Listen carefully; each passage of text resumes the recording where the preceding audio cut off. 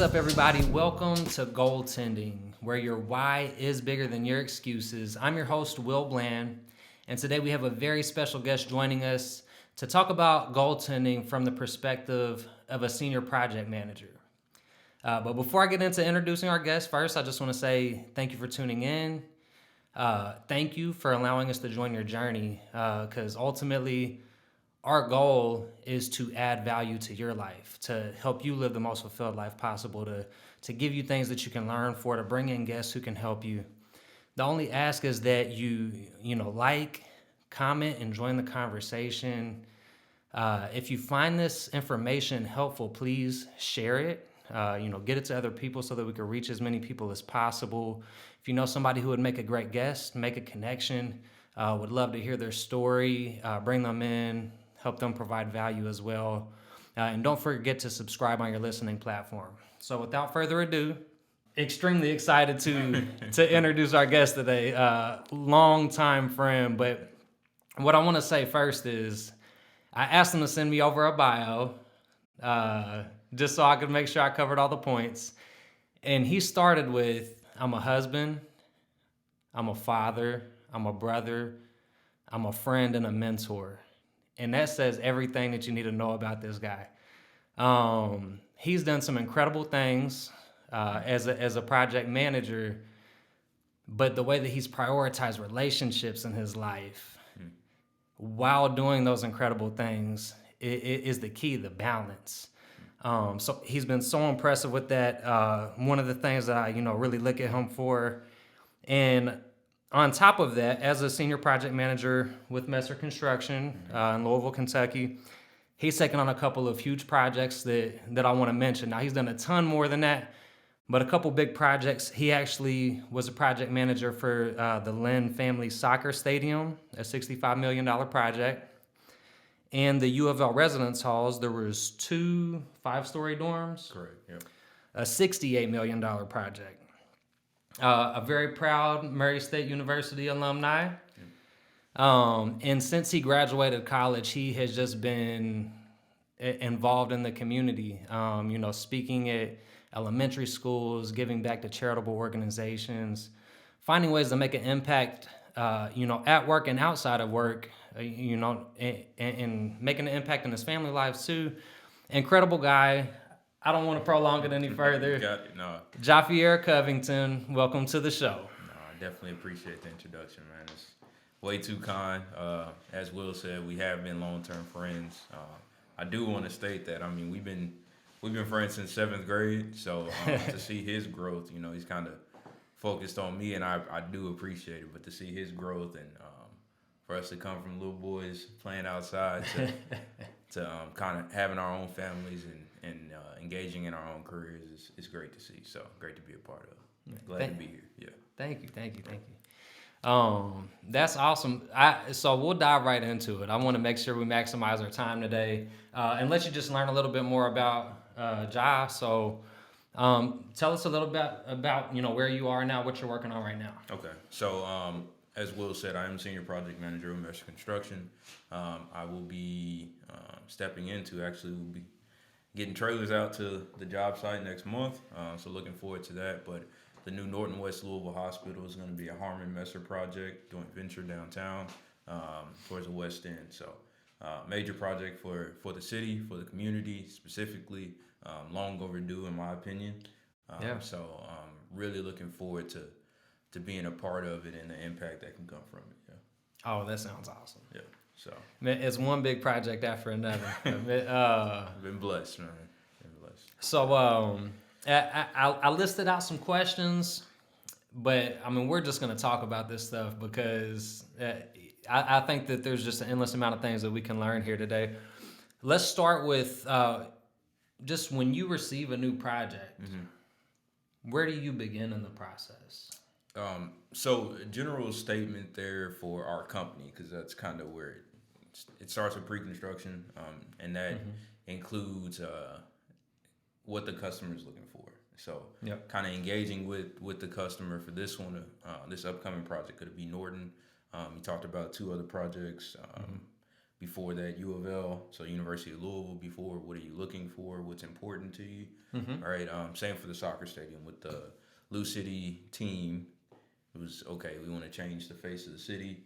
We want to include the city. So like those have typically been the concepts that are most important, other than obviously schedule. Right. We want to open at this time. We got to and then cost, the budget, where those funds are coming from, what that looks like. Gotcha. So how to fit within that budget and still give the overall product that they're looking for. Mm-hmm. So just kind of thinking through that.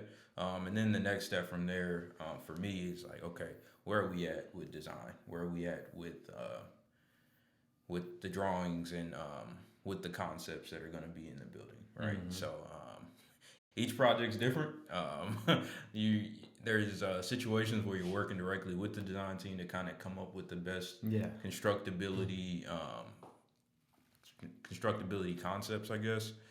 There's other projects where they've already got the whole design done, and they just want they want your take on one or two things. Or we always give those kind of thought-provoking comments in response, like, all right, we've done something like this before. You might want to stray this way from it and just slight adjustments, but it's on the design team. And been fortunate to work with some great architectural firms, engineering firms under those architects. So it's a team effort, and like that's one thing that we're gonna talk through a lot with a lot of these answers, because it's never one person, it's never 5 people. I mean, it takes everybody. It takes every company. Fortunately, with Messer and where I've been at and continue to grow within the company, you get a little bit more and more say. You build those relationships, and that's one thing that's really important with Messer. So it's one thing that kind of drew me towards Messer when I looked to move back to Louisville. So I kind of danced around your question, but I think it gives you an answer there. I think we're going to have a recurring theme today, because I hear a lot of, talking about how many people are involved. Mm-hmm. And when I think about that, I think about communication being just paramount to everything. But I also think of the other stuff we're going to get into today, and communication being key to everything. For sure, it is. That like a lot of that ties into step 1 of the goaltending model, just in terms of when you're talking to your client or customer, whoever you're taking a project on for, identifying what is your intent, like what's your start point and what's your projected finish line. Correct. Exactly. You're getting those dates, you're getting exactly everything set in place. So how in depth do you go when it comes to like taking an inventory of the assets that you all have, the resources you already have, the knowledge on your team? Like do we have the people that know how to do this stuff? How in depth do you go with that type of process?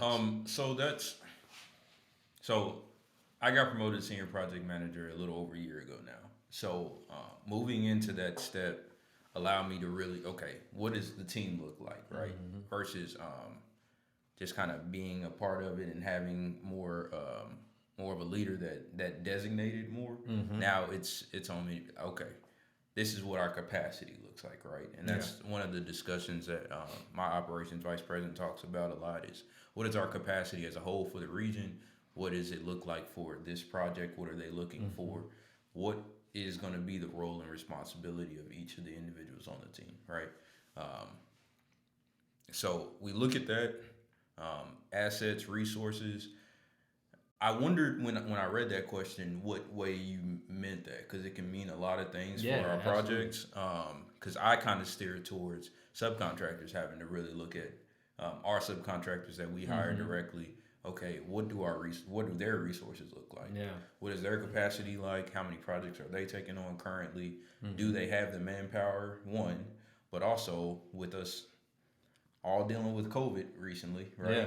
The adjustments that came from that. Okay, what do the resources look like that way? What are our lead times? That's one of the biggest questions we have. Okay, the customer wants it in this time frame. One, is it realistic? And being transparent in that communication. Like that's the expectation from us. That's the expectation I have for any subcontractor, anybody that's part of the team will say is, okay, this is where we're at. This is what we have. Okay, does it fit? Does it not? Is it something that we can work with, or do we need to look at something different now? So the quicker you make that call and that adjustment and that understanding, the better that we all are long term. So that's how we look at it. So I love the way that you approach the question, because it's a very in-depth question. Mm-hmm. The bigger your goal is, or the bigger your project is, that's going to determine, how big that. Yeah, you're yes. Yes, because I'm like, it changes over time as well. Like, what do we need now, and what are we going to need? What is most important? What are we most concerned with? It's a lot of pre-planning, a lot of thoughts, trying to be proactive versus reactive, and it's just been a development that I've kind of taken on personally. Like, okay, now that I know more and I've been able to do some of these larger projects, like the thought process is a lot different from when I was coming out of school, or even an early project engineer. Like, okay, get out here and I'm gonna learn things, and I'm gonna, and it's like, don't get me wrong, I'm still learning every day. Yeah, but it's always like taking all those things that I have learned and all the experiences that I have had to this point, and the relationships that have been built with these different, very important subcontractors, like and I want to explain a little bit to maybe the audience that would look at, like, what is a subcontractor, right? So the various trades within construction. For my role as a construction manager, we are literally overseeing the project as a whole. So from a cost standpoint, schedule, quality, all of these components that we look at, and then customer satisfaction, right? So those are some of the components that we look at overall. Well, that deciphers down into where are our subcontractors, where those trades that allow us to actually build the project from the ground up. So you got your concrete, you have obviously, steel, structural steel, metal studs, exterior framing, drywall, the painter, the flooring, like everything that when you go into a room and you see it around you and you don't really think too much about it. Electrical, mechanical, plumbing, you expect to go in that room and the light turns on when you hit the switch. You don't expect to go in there and freeze or overheat. Like, all of those things are what we deal with every day. Yeah, I got you. There's a couple things I want to get into on that, because I love where you're bringing up, is this realistic? There's an acronym that a ton of people use. I love to always talk about it, and that's SMART. Your goal has to be specific, measurable, attainable, realistic, and you usually want to have it time bound. Like, you want to have a time to it. So I love using the SMART acronym as like an easy way to understand, like, getting in there to, like, realistic being a big piece of it. You're spot on. Yeah. But also just the in-depthness that I wanted to circle back to when you're looking at one of a long-term goal. What he brought up is you might look at what resources you have right now to start with, but when you're looking at a goal that's 5, 10, or even further out, you're going to have to constantly review and refine. That's step 5 of the process. You constantly have to look at, okay, now we know new things, or now there's a new set of circumstances that we have to face, and then you adjust accordingly. Okay, now we need new things, now we need new people, we need new relationships, whatever it is, you adjust to the circumstance. So I love the way that translates to anything, right? Right, it does. You made a major point early on, just talking about communication. That translates to anything. And that is what you use every single day, regardless of what industry or career field that you're in. Everyday conversations, the ability to have that, the comfortableness in that. And I think, in general, people can see this is a genuine person, or what they're saying is real or not. It's authentic or it's not, right? So that's something that correlates directly with what you're talking about too. So. Absolutely. So I wanted to bring this piece up because we've talked about time a little bit already. Okay. So in the military, we often implement what they call a 1/3, 2/3 planning method. Okay. So the commander of a unit will receive a mission. Like this is the task you all have to take on, or your goal, or whatever you want to call it. But this is what you're going to take on. And what happens from there is now we know what the project is, or the goal, or what we're getting ready to work toward. And then with that comes, this is the time that you're expected to complete the mission. Okay. So the commander and the leadership of that unit spends 1/3 of the time on planning, on putting things in place, on making sure that everything is where it needs to be, so that they can provide a good, detailed operations order to the unit to execute. And then they leave the unit 2/3 of that time remaining to execute the mission. Got you. Okay. Not sure if that might be something a completely foreign concept, or I didn't know if you had heard of that before, or if you all have any kind of similar type of kind of time breakdown planning when it comes to taking on a project. Okay. No, I hadn't heard of that before, to answer your question, but the thought process is exactly what we do. As far as preparation one, and so looking at it like daily, weekly, 6 weeks, so on and so forth, basically. So milestones. We have milestones in this construction schedule. But looking at that daily, kind of going back to 1/3 and planning for what you plan to execute, that's exactly what we do every day, right? Yeah. So we have a form that we expect every contractor out there to do, to fill out before we ever start doing any work. And it's something that our team would check as well. They have to turn it in, they have to sign off on it. So basically, okay, this is the area we're going to be working, this is what we're going to do. And included in that, because the big thing with construction, and I left this out earlier on what we look at with costs, is safety. Safety is number one. So safety is number one. That's what kind of you realize how much having a detailed plan, enforcing, filling that out, and signing off on it. It's accountability process there, right? So we expect the foreman to do that. This is where we're going to be working. This is what we're going to do. These are the safe, like included in this is these are the safety equipment that they're going to be wearing. Every day is hard hat, safety vest, high vis vest, boots, and gloves every day. Now those gloves can change depending on the task. Sometimes you got to deal with hot work, so we have a hot work form for that as well. Before you can start a flame on my project, you have to fill this out and you have to bring it to our trailer, and it has to be signed off by one of the managers saying that we know that this is happening. Right. So it's kind of that same concept. Okay, so we do all this first thing in the morning, along with our safety huddles that we have every day, the entire job site. Everybody has to go 3 to 5 minutes or whatever. Hey, these are some of the things that we know of that everybody's going to have to kind of deal with logistics wise. There's going to be trucks that are coming in and out today, concrete pour at 3, like whatever it may be, right? And then the work begins. And then it's the expectation, okay, you're going to be in that area doing exactly what you said. Something comes up, there's adjustments like you talked about. A new form has to be filled out. Okay, we intend to transition here, filled out, signed off before they can go to a different area that wasn't planned for, right? So we do that for everything.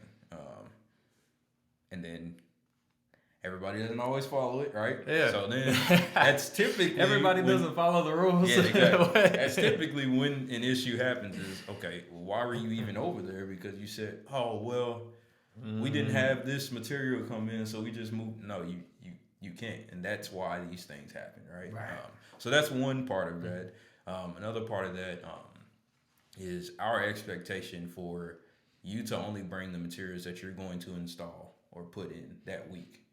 So we don't have extra drywall just stored all over the building, rebar, whatever it may be.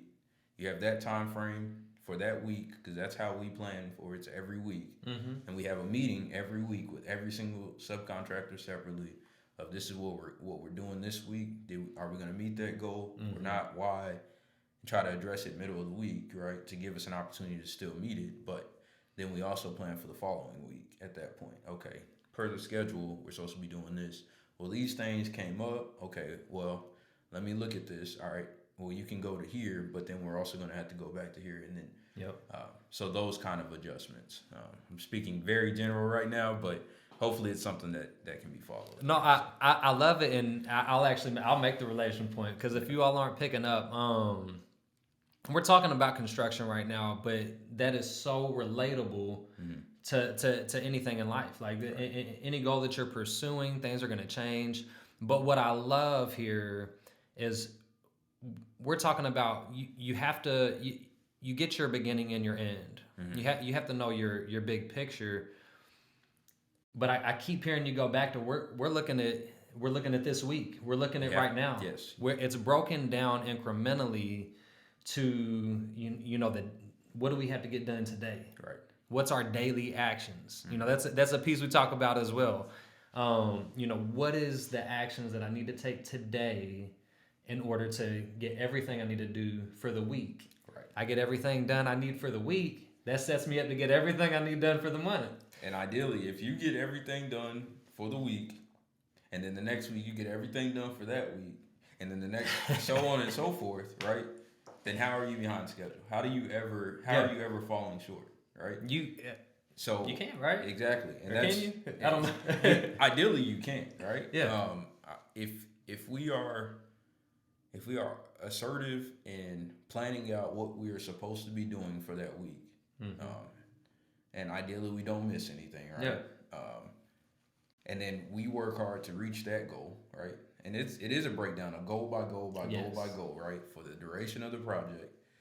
Not only are you putting yourself in a place where you're lining yourself up for success, right? For long term, but also things happen, right?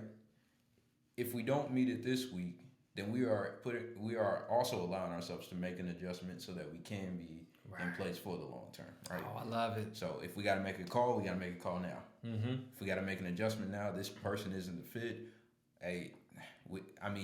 Just dealing with COVID out at the U of L projects, for example, it's like, okay, why didn't we make it? Well, manpower. We were missing 5 people, or 2 people got sick, but 3, the other people were in that area, so everybody was home, right? Okay, that's something that you all couldn't have planned for, right? So how do we adjust for it? Okay, this is what we have to do to make that happen. Does that involve?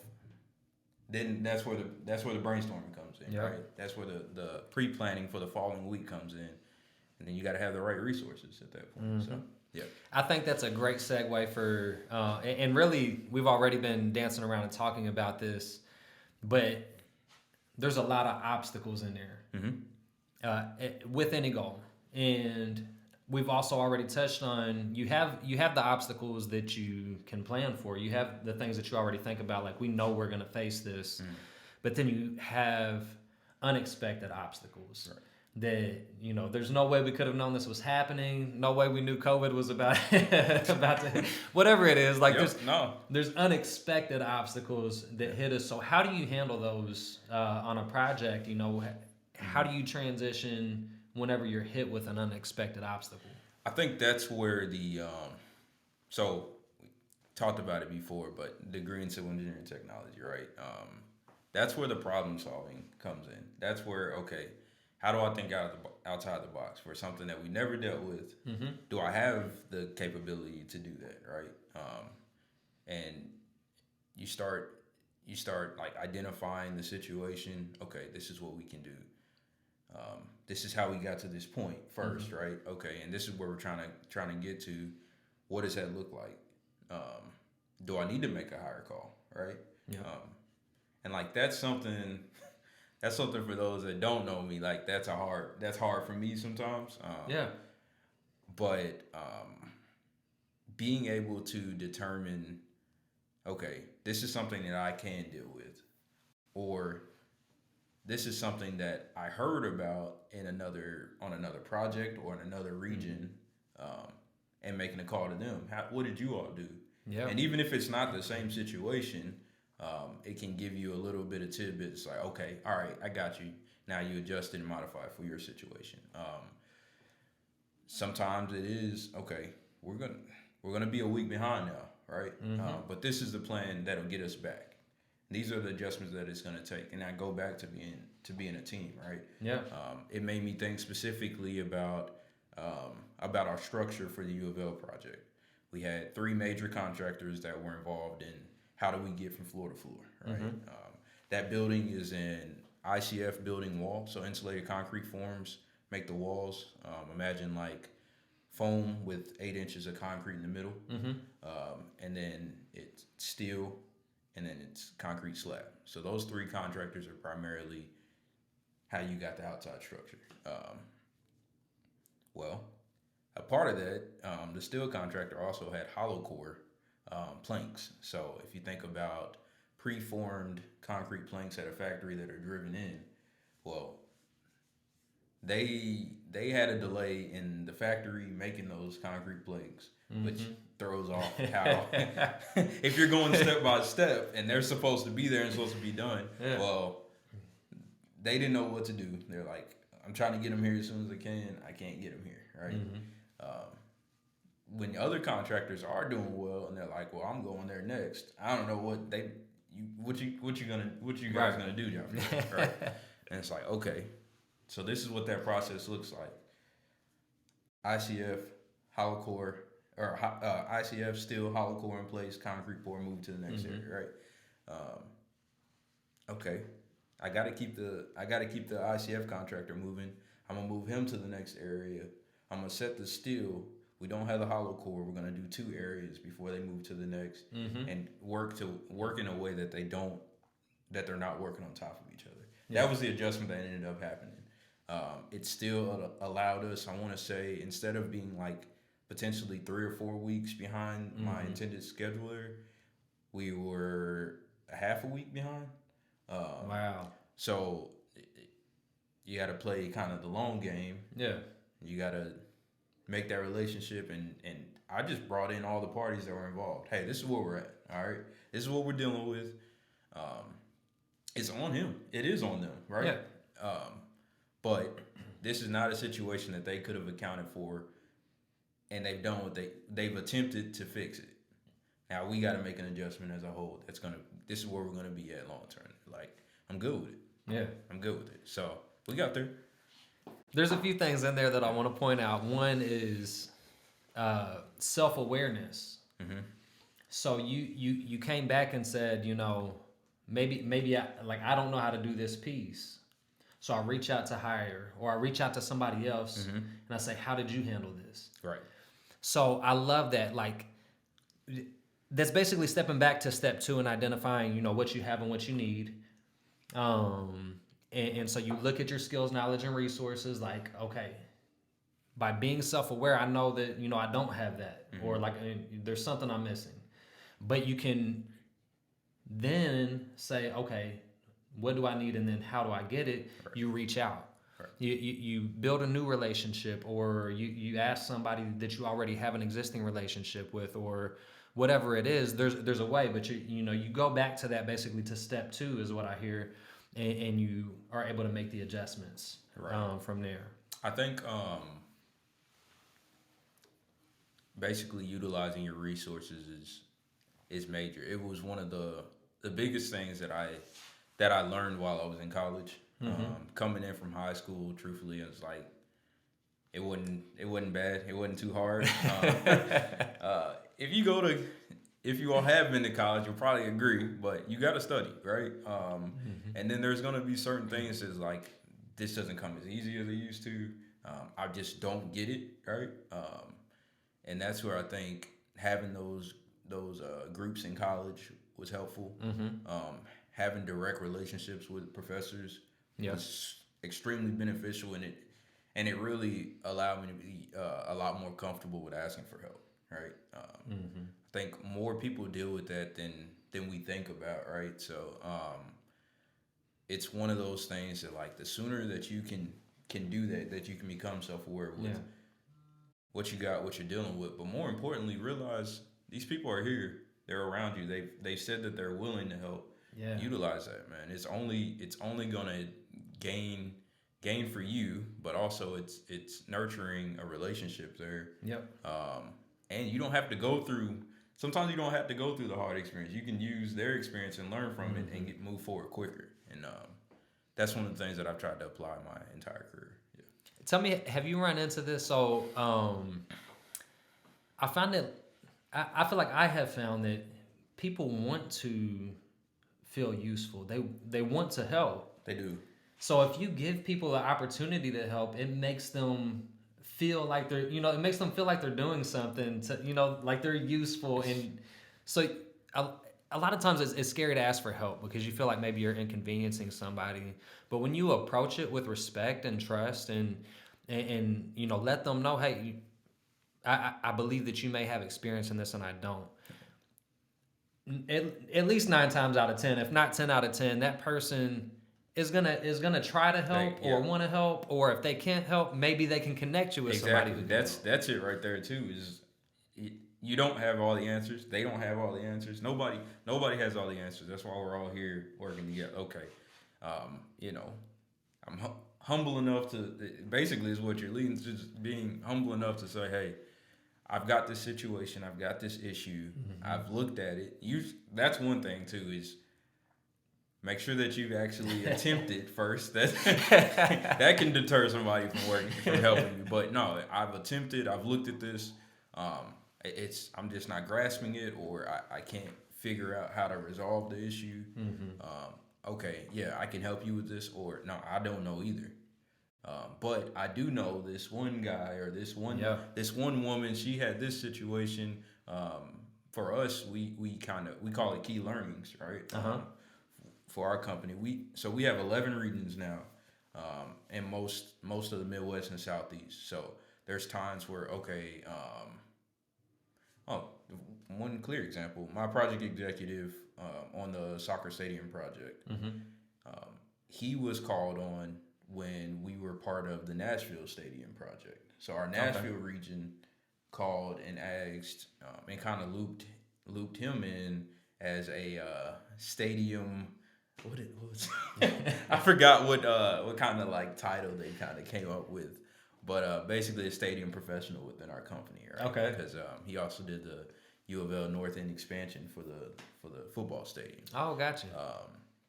Great guy. He's also my manager, supervisor, and a good friend as well.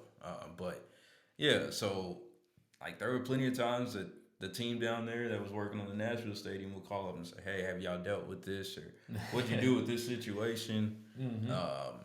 And it's like those kind of things are what our company does all over. And we talk about building relationships with other companies in the region and stuff. But our regions all talk to each other. Like there's regular meetings for that as well. So it's like a lot of comfortability in that, and it goes a long way. It's just part of our overall success. So yeah. Well, I want to use while we're talking about relationships, I want to use this as a transition point or a segue in the conversation from less construction, less of the work and the business, and more to what I talked about in the beginning. That's the relationships. That's the balance in life. Taking on these huge projects, very time consuming. But I'm a firm believer that you have to be deliberate in managing the time for your relationships as well, which is a big piece of also why I wanted to have you on today, because I think, from what I see, you do a great job with that. I try. Incredible husband, a role model, father, like incredible in all those categories. And you do it all on top of doing incredible things at work. So just how do you, balance and communicate on the family side of the house to maintain those strong relationships while you're handling your responsibilities at work too? I think you hit on it with how you were explaining it, being deliberate, right? Being intentional with time. Time is short. Each experience is important. And the big thing really has been just communication, right? We kind of talk about my career and then figuring out this work-life balance. My wife, she has her own career. She's growing in, doing really well at, and there's been plenty of times in the past where it's like, hey, I got to work later. We got this this event for this upcoming project. I got one next week, right? And I told her about it, and it's like, well, Mercy's got swim class at night. Like, what does that look like, right? I'm like, well, I thought about this. So kind of taking thought process and translating, like, I thought about this. Well, if you get Mercy and take her to swim, right after that, you'd be able to go and get Grace from basketball practice. Like, those kind of things. So we just kind of, and she has plenty of times where, hey, there's this work event coming up, or my supervisor's in town from out of town, and she wanted to take me to dinner afterwards and talk through some. So it's like give and take is a big thing, right? Setting up for us, it's been setting up and planning our time together. So just talking directly about the marriage relationship, right? Is planning our time together, and really with both of us working now and kind of grown, we're able to take those trips more. So it's like, all right, this is what we're gonna do. We need to plan out in a month, in 3 months from now, we're gonna do this, and it's like something that we look forward to as well. When times are getting harder, or when things are hard at work, like we know, hey, we just push through. We know we got this weekend trip going, whether it's small or big. And then as far as just family goes, I think the time. So one thing that I really did, I guess a few years ago when my wife brought it to my attention, was like I was bringing work home mentally, right? A lot of the stressors that I had at work, it carried over. I was being shorter. I was more mentally exhausted at times. Just being real, right? And when she told me that, and it goes back to self-awareness. I really started thinking about what she was saying. It's like I gotta choose that stopping point, and I try to make, when I walk through that door, I try not to think about work. Right? There's times, just like anything else, where there's a call that's made late. So and so happened. Okay, I try to resolve it quickly. And not try to take on every problem. Being decisive in what's critical and what's not. Okay, I can handle that tomorrow. And that is something that. So I used it to be better at home, but I ended up using it to be better at work too. To choose those times when, okay, I'm gonna leave. With projects like, probably any project, but with projects that I've had or that we deal with, it's like you're really never done with work until the project's all the way over, right? And with that, we usually have a warranty period after that, so it goes past when the turnover time. They gotta come back. So it's like I try to make lists now. I choose things that have to be done that day, and then I choose a stopping point. Like once I finish this thing, I'm done for the day. Because otherwise, you just I would never leave, right? I would never ever stop working. So I have to do that, and I have to be a little deliberate with that, and say, all right, now I'm going home. I gotta go. So that's what I do. At least. I love it. First off, like thank you for being real, for being open, because it's. I feel like people in our day and age with social media, it's easy to see, pictures of people living their best life, and you think, wow, they have it perfect, or wish my life was like that. Everybody has struggles. Yes. I mean, what I heard in that is like you've got all the problem solving, all the things going on at work, all these huge projects. And you also have the problem solving you have to do at home, of figuring out together, of working with your spouse, of, how do we manage the kids together? Oh, man. And I hear so much teamwork in there. It has to. That's the only way of success, right? That's the only. And I'm gonna be like, I'm gonna be as authentic as I possibly can. No, it isn't all the glamour. I don't really post that many pictures. My wife, she's the one that puts all that up. And it's like, I've seen other people before that have posted stuff, and then the truth comes out later. Like, that's why I don't really care about posting and all of that. Like, no, we have our issues. We've had our issues. We have just decided that we're gonna work to be better together, to be successful together, right? And it does take a team. That is my partner. She's my best friend. That's my wife. Like, and I hold those terms heavy because that's what she means to me, right? We've had our struggles, but that determination that both of us have is how you achieve what we consider success, and that's growing a happy family, being able to do more things together. So I've had some of the decisions that I made in my past, especially like with work and like not thinking that was more priority at the time. Like, no, none of this matters to me because I work for the impact that I have in the community, but I work for my family. So like, so that we can do these things. And I think that there's a way to be successful by making that impact and doing well at your job, but not making your family fall short because of your success in the career. Like, it's not a this or that, because I'm always going to choose that. Yeah. So, so if you don't mind me sharing, please, as well, because we're here. I didn't think we were going here today, but so there was a moment in time back when I was in my MBA program. This is 2018-ish. Okay. So Brittany and I had just had Aaliyah. She's our oldest daughter, so she's very young. She's not even a year old yet. Okay. I'm working full time. Take on the MBA program, which is 3 nights a week, 3-hour nights after work. Jeez. Those 3 nights. Yeah. And then the nights in between, I'm working on homework for those classes. Yeah. Right. Yeah. I mean, Brittany felt like a single mom. Like I wasn't around, and I thought in my mind, I'm thinking like I'm building something, like I'm improving. I'm trying to build for the family.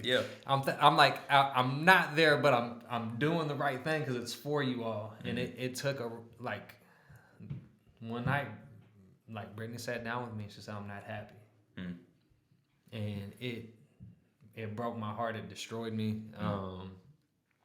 But it also made me realize, like, I set the priority. I want to do great at everything, but if you make everything a priority, then nothing's a priority. Right. That's wisdom. And it took that turning point. It took that communication because I didn't know until she told me. I was oblivious to it. I thought I was doing the right thing. So it took the communication, and then it took the desire to continue to communicate and to be a team and to make an adjustment. And I just wanted to share that piece. Like it's not perfect, and we have these struggles. Yes, yeah, we do. I mean, no, and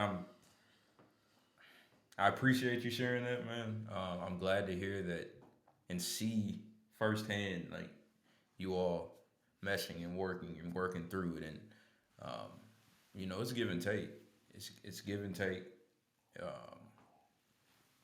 and it's deciding that this is what we want, right? What do we got to do? And you set goals with that too. What do we got to do for this to be successful? What do we actually want? Figuring out how to communicate that, right? And I think the better that you become with those relationships that are closest to you, the easier it is to communicate with anybody else, because I mean, they don't mean as much to you.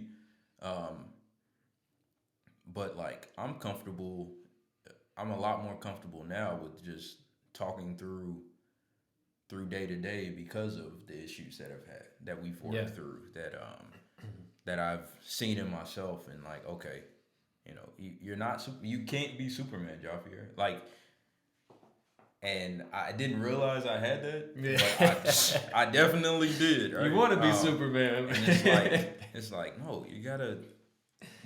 And that doesn't mean like take steps back on what you're pushing for, but like like you said, you can't make everything a priority. You can't do everything for everyone. Mm-hmm. Because what do you have left, right? Right. I didn't have much left when I got home. Like I didn't have much left to give to the people that I care the most about, right? Yeah. So, yeah, it's just Man, adjustments. we went there today. Man, great conversation. Like For sure. I love where we've gotten to. I think we could talk relationships, family all day. Get back But, to yeah. No, Okay. I love it, and it's a piece. So don't forget that your relationships have goals as well. Like you should have relationship goals, and you should communicate them. With your spouse, with your kids, with your friends. Like have clear boundaries and be deliberate in the time that you make for those relationships. So it's important for us to spend the time talking about it. With that, we've touched on work, we've touched on our personal lives and relationships, but for personal goals, and also often our personal goals when in a relationship are tied together, because I like how you mentioned that you all have things that we are working toward. So in your personal goals, like what kind of accountability system do you all use to stay on track with your own goals outside of work? I think that it's just so we like to use kind of that New Year. It's kind of cliche, but kind of that New Year time frame and be like, okay, this is what we want to do this year, right? And sometimes our personal goals tie in directly with our work goals, right? Yeah. And what is it going to take to be able to achieve that? Because realistically, so let me hit on work goals and I'll go back to it. Yeah. But realistically, my work, so my annual review is my birthday month, which is December. So it's right around that first of the year anyway. It's like, okay, one of those goals for my job, which is why I love my company, is like, what are you going to do personally as well? Personally to grow. Obviously, the Northwest Hospital is going to be like my project goal. How do I grow people around me? I got a community impact goal that's growing people around me, which is important to me, right? And then my personal goal is like, okay, how do I grow? I'm planning on taking on this this development program that's here in Louisville. I won't shout out the name, but I plan to apply this summer when it's open. Yeah. For me to be able to do that, though, that ties into, okay, what does that time look like, right? Yeah. Away from the family, and is that something that we can do? Is it something that we can agree on that it makes sense, right? It's one thing for work to think that, oh yeah, you should probably do this. Like you'd be great for it. Yeah. So I mean, when I left, I went and I talked to her about it. Like, hey, this is what I'm looking at. I think these are achievable. This is one that I'm thinking about. Yeah. And she has a goal for herself on getting involved with a different program for Louisville. So it's like time away then. How does that those timetables, how would they time out? Can we do that? Yeah. What's it gonna do for our family? Are we gonna take time away? What does it look like? So that's one way. Financial goals, we have those. And it's more so like what I realize now is it's more so like, what do we want to do with the financial goals? Like, it's one thing to just make money, right? Yeah. Or make more money. It's another thing to be like, okay, we're going to make more money to pay off this, to do this. Like, those are the goals that we set. I'm gonna pay off my car this year, like, or then pay off, like, those back and forth. But our big thing really was, all right, we're going to take these trips, right? Because there's been plenty of years that I haven't taken all my vacation time. I didn't feel like it was. And it's like, okay, well, why didn't you? One, was it really just doing that much at work? And that was part of it, yeah. But the other thing was, okay, can we afford that? Can we really afford that without it being a dynamic that our family really doesn't need to take on, right? So what we started looking at was, okay, maybe every month or every other month we take a trip of some sort. And one of those in the upcoming months is I got a guy's trip planned. Yep. She's got a girl's trip planned. We got a couple's trip planned. This month was our family trip. We went to Indianapolis and went to the Children's Museum. The girls there. Went to a Pacers Grizzlies game. So like those kind of things. But like planning those things out. What does it look like? Some are smaller and some are bigger. So those were some of the goals that we've had. So I love the piece when you're talking finances. I just want to point out that he really was talking about identifying the why. Like the it's one thing to we want to make a bunch of money and we want to have this wealth. Why do you want it? What are you working toward? When you can create, when you can in your mind visualize your why, like this is exactly what we're working toward. It makes it a little bit easier to take the difficult daily actions, like the uncomfortable actions. For sure. And I think, it gives you determination in it. It's like, okay, this is why we're doing it. Yeah. This is what it's for. It's more meaningful that way, one. And when it's more meaningful, you're willing to do what it takes to make that happen.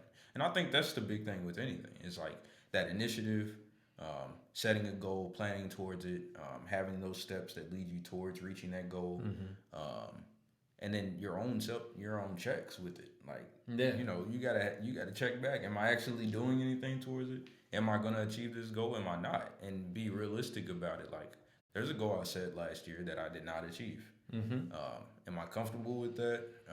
Do I want to set it for the following year? Like, those are things that I work through, and that we work through. So 100%. Like that's why like review and refine for step 5 is so crucial, because that's a constant.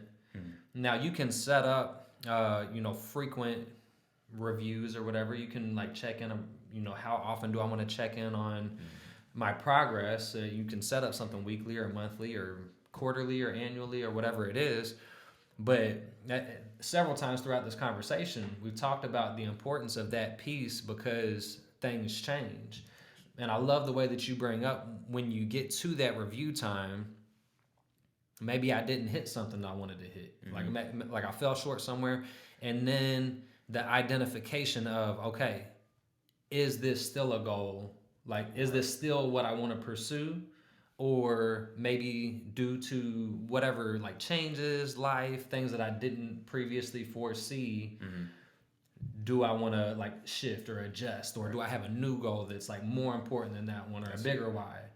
So I love that you brought that up. I love that came into the conversation, because that's crucial to in reviewing your plan, like finding new stuff.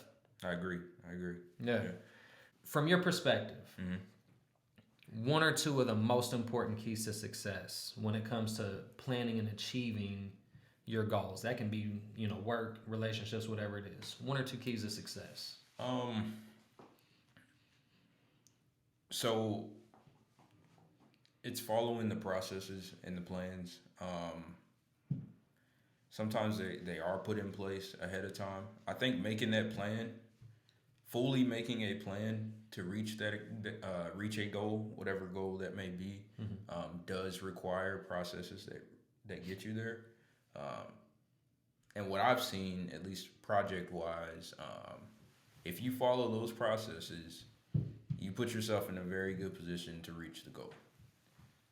What I've seen and what I've heard about from other projects, like I said, we communicate, is it got off track when they didn't follow the processes, right? Yeah. So that's one. The other thing is honest communication. Yeah.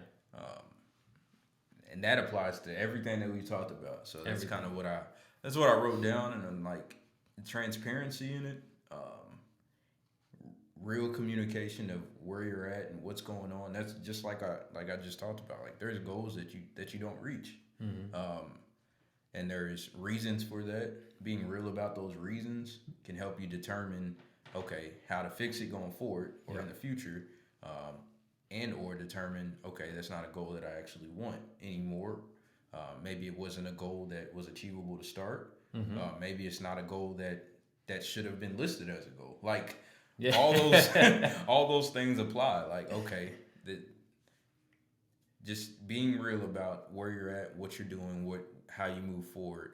I think it goes a long way, and that in itself will set you up for growth. in turn set you up for success. So 100%. I love it.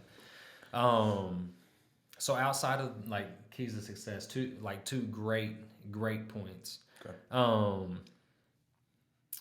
Is there anything I didn't ask you today that you think would just be like helpful, useful to talk about from your story, or just in general that can help people?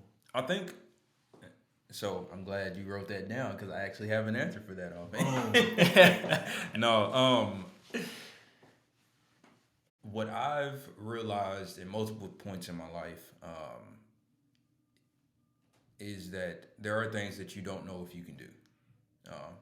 That you don't know if you have the capability to do. That's scary at times, right? It's to face that fear head on and to go after it. Ask to do that extra thing, push to do those extra steps. Say, yeah, I want to take on that role, whatever it may be. And then more times than not, if you put in the work, you'll either reach that and be successful in it, or you'll fail forward. Yeah. Just taking on responsibility, it requires growth. So don't be afraid. Don't be afraid to say, yeah, I want to do it. I mean, truthfully, that's how I got on the soccer stadium project. Yeah. Was, hey, I heard I want to do it. Go for it. I want to do it. And I was hesitant because the project before that is where I lost my hair at because I was stressing out. But I was hesitant because I knew it would require a good amount of time. But it's like, this is what you like. This is what you wanted to do. This is a stadium project. Like, so I had to throw myself out there, and it's been an upward climb for that. I'm so glad you said that and like brought that up because the fear of failure is, if not the number one, like one of the top things that hold people back from achieving their goals, from pursuing things, from getting where you want to be. Just if you can lean into that fear, like JaFayre said,